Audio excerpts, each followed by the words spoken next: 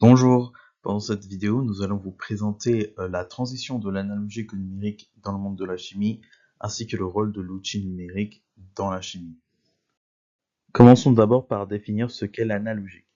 Donc un signal analogique, c'est un signal électrique qui est utilisé pour représenter une mesure physique qui est continue et qui peut prendre n'importe quelle valeur sur une plage de valeurs donnée.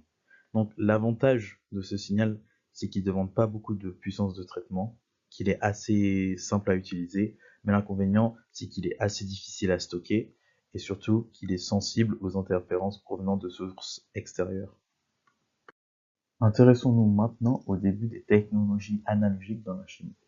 Il faut savoir qu'à l'époque, toutes les méthodes d'analyse reposaient exclusivement sur un principe de signal analogique, ce qui faisait que les données et les mesures réalisées par les machines étaient retranscrites en direct sur format papier. Avec l'avènement des technologies numériques comme l'invention des microprocesseurs ou le précurseur d'Internet, ainsi que la démocratisation plus tard des ordinateurs dans les laboratoires, il est devenu nécessaire pour les scientifiques de transformer les données analogiques en données numériques. Mais qu'est-ce que le numérique?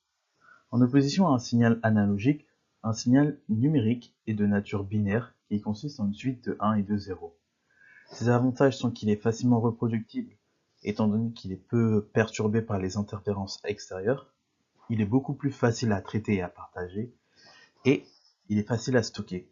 Son inconvénient principal est qu'il nécessite une conversion de l'information, que ce soit de signal analogique à signal numérique ou de signal numérique à signal analogique.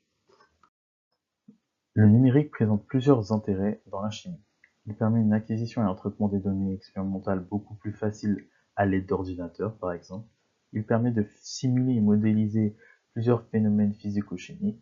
Il permet l'automatisation de nombreux processus et il facilite l'enseignement et le partage de l'information concernant la chimie, avec Internet par exemple. Plusieurs outils sont mis à disposition du chimiste dans son laboratoire. CFinder-N est l'un des plus connus. CFinder-N est une base de données qui permet la recherche de molécules, de réactions ou de références à l'aide de son outil de recherche. Il permet également de dessiner les molécules afin de les retrouver beaucoup plus facilement. Certains logiciels, comme ChemDraw, Molview ou ChemSketch, permettent de représenter des structures, des molécules et même des réactions. D'autres outils numériques existent également, comme les logiciels d'analyse par exemple, qui permettent tout simplement de mettre en relation l'ordinateur et la machine d'analyse et qui lui permettent justement un échange de données entre les deux. Vesta, qui permet de représenter la structure cristalline de plusieurs composés, ou Orbinwall, qui permet de représenter les orbitales moléculaires de certaines molécules.